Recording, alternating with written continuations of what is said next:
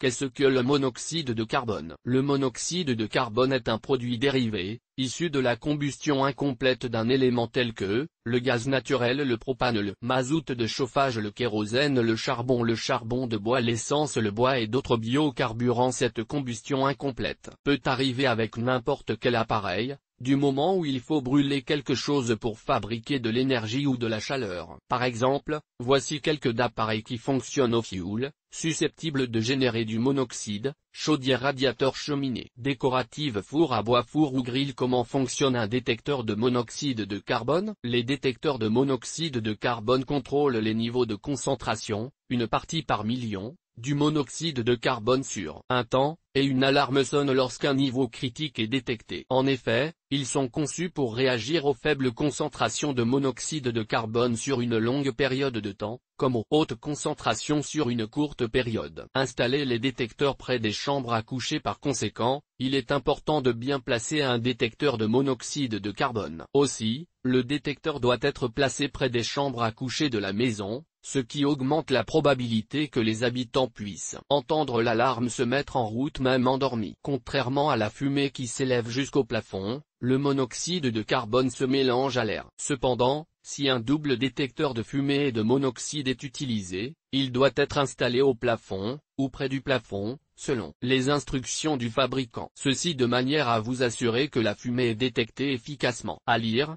les alarmes dans votre habitation. Comment faire le bon choix? Une question d'alarme.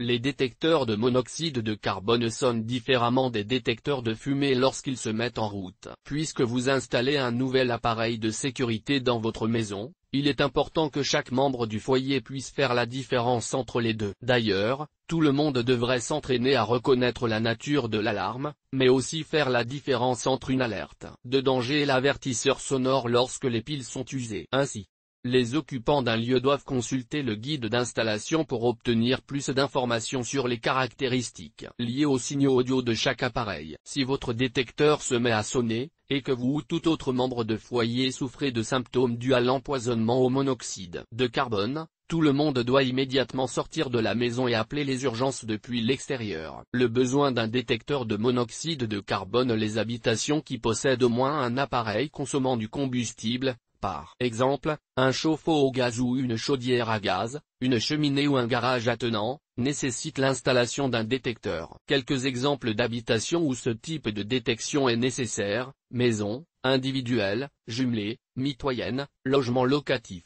copropriété, foyer d'accueil, adultes, jeunes, enfants, hôtel, centre d'accueil, logements sociaux, résidences étudiantes, dortoirs, maison de retraite, classées comme habitation, camp pour loger les travailleurs, internat, hébergement, chambre d'hôtes et foyer de transit, couvent, monastère, club, résidentiel, hôtel, centre de détention pour jeunes, fermé ou ouvert, camp de vacances, pensionnat, refuge, sans-abri, etc.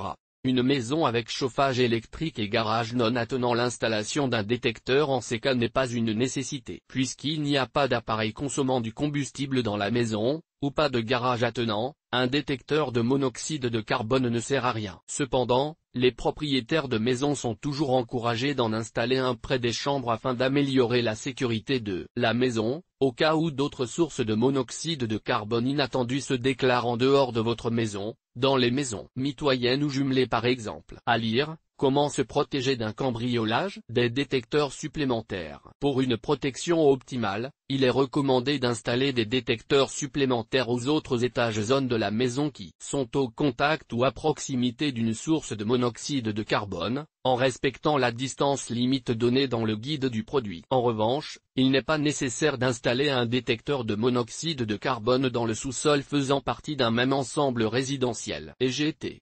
Détecteur de CO2 EGT. Les normes pour les détecteurs de monoxyde de carbone.